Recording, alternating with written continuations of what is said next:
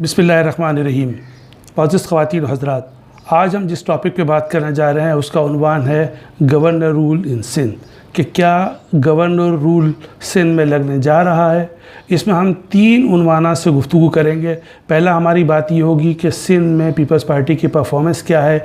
दूसरी बात ये होगी कि जब पीपल्स पार्टी ख़ुद विफाक में हुकूमत में थी तो उनका क्या रवैया था, क्या सलूक था दूसरे सूबों की पार्टियों से जो दूसरे सूबों में रूल कर रही थी।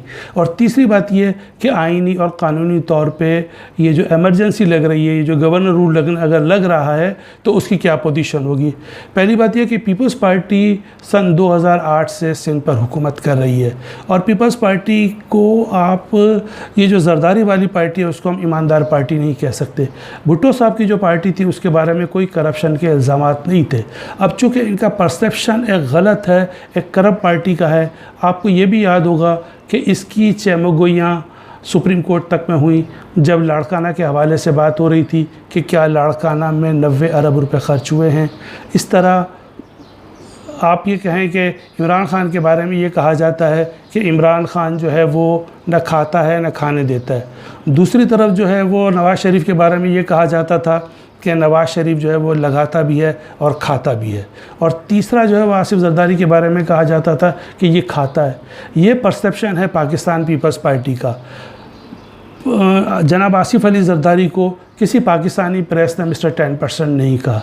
ये मिस्टर 10% जो है वो इंटरनेशनल मीडिया ने उनके बारे में बात फैलाई थी। तो पहली बात तो ये कि पीपल्स पार्टी की जो परफॉर्मेंस है पिछले 12 साल से वो उसके ख़िलाफ़ जा रही है। और दूसरी बात हम ये करेंगे कि जब पीपल्स पार्टी की अपनी हुकूमत रही है विफाक में, जब भुट्टो साहब थे तो हमें ये देखना है कि जब बेनज़ीर थी तो उनका क्या रवैया था छोटे सूबों से, जब छोटे सूबों में किसी दूसरी पार्टी की हुकूमत थी। आपको याद होगा कि 1973 में बलूचिस्तान में अताउल्लाह मैंगल साहब की हुकूमत थी। पीपल्स पार्टी ने उस हुकूमत को 1 साल भी नहीं चलने दिया और उस हुकूमत को ख़त्म कर दिया। दूसरे मरहले पे हम बेनज़ीर भुट्टो की तरफ आते हैं तो हम देखते हैं कि 1989 में जब हुकूमत थी ज़फ़रुल्लाह जमाली की, वो बाद में पाकिस्तान के वज़ीर आज़म भी बने, लेकिन 1989 में बलूचिस्तान के वज़ीर आला थे मीर ज़फ़रुल्लाह जमाली, तो उनकी हुकूमत भी बेनज़ीर भुट्टो ने ख़त्म कर दी। तीसरे मरहले पे हम देखते हैं कि 1994 में जब मुस्लिम लीग नून की हुकूमत थी खैबर पख्तूनख्वा में, जो उस वक्त सूबे सरहद कहलाता था, तो उस वक्त साबिर शाह उनके वज़ीर आला थे। तो उनकी हुकूमत को आए हुए भी चंद माह हुए थे कि बेनज़ीर पेशावर पहुंच गई और वो उस वक्त तक ना उठी जब तक उन्होंने साबिर शाह की हुकूमत को ख़त्म नहीं कर दिया। तो ये सूरत हाल है पीपल्स पार्टी की कि उनके अंदर कितना जो था वो टॉलरेंस लेवल था, किस हद तक बर्दाश्त थी कि अगर उनकी मुखालिफ हुकूमत सूबे में है और वो विफाक में हुकूमत कर रहे हैं तो किस हद तक उन्होंने बर्दाश्त किया। अब हम आते हैं आइनी और क़ानूनी हवाले से कि क्या गवर्नर राज लग सकता है या नहीं। तो पहली बात ये कि गवर्नर राज अगर आइन का मुताला किया जाए तो हमें लगता है कि आर्टिकल 232 से लेकर 237 तक ये जो 6 आर्टिकल्स हैं वो एमरजेंसी के बारे में बात करते हैं। और आर्टिकल 232 कहता है कि एमरजेंसी किसी भी सूबे में यह गवर्नर राज 2 सूरतों में लगाया जा सकता है। या तो कोई वॉर हो रही हो, किसी दुश्मन से कोई जंग हो रही हो, या फिर इंटरनल डिस्टर्बेंस हो, वो पार्टी जो है वो सूबे को ना संभाल सकती हो, तो इस सूरत में 2 सूरतें हैं। और आगे जो है वो भी 2 सूरतें हैं। या तो ये कि अगर वो जो सूबाई हुकूमत है वो असम्बली अपनी करारदाद के ज़रिए कहे कि हमारी हुकूमत को ख़त्म कर दो, लेकिन जाहिर बात है कि पीपल्स पार्टी ये नहीं कह रही। पीपल्स पार्टी तो ये कह रही है कि वो सही तरीके से हुकूमत कर रहे हैं और उनके सिंध असम्बली में 2/3 मेजॉरिटी है।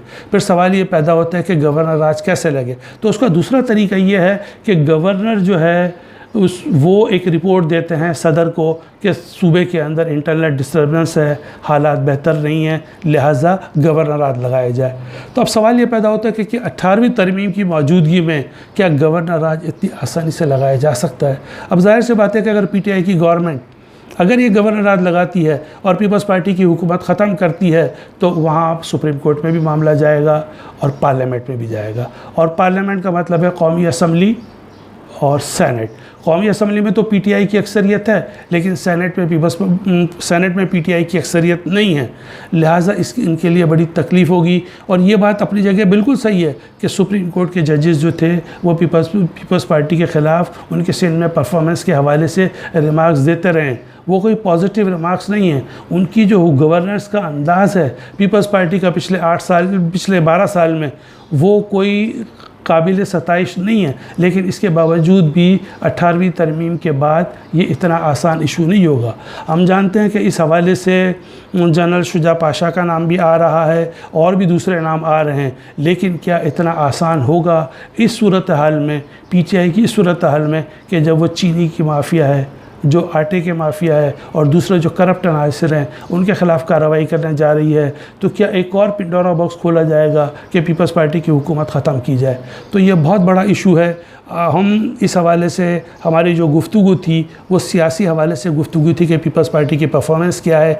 दूसरी हमने एक तारीख़ पेश की कि 3 दफ़ा पीपल्स पार्टी जो है वो गवर्नर न सही असम्बली के ज़रिए, सूबाई असम्बली के ज़रिए हॉर्स ट्रेडिंग करके दूसरों की हुकूमत को ख़त्म कर चुकी है। और तीसरे हमने आइन के हवाला दिया। अगर ये सिलसिला आगे बढ़ता है गवर्नर राज का, तो हम इस हवाले से एक और तफसीली प्रोग्राम करेंगे और कानून के तालिब इल्म की हैसियत से हमारी कोशिश होगी कि हम आइनी हवाले से ज़्यादा मालूमात आपके साथ शेयर करें कि क्या हिस्ट्री रही है इंडिया और पाकिस्तान में गवर्नर राज के हवाले से। तो अगर आप समझते हैं कि इस गुफ्तगू से आपको कुछ फ़ायदा हुआ है, आपको कुछ हासिल हुआ है चंद मिनट में, तो आप इसे लाइक कीजिए, शेयर कीजिए और सब्सक्राइब कीजिए। बहुत शुक्रिया।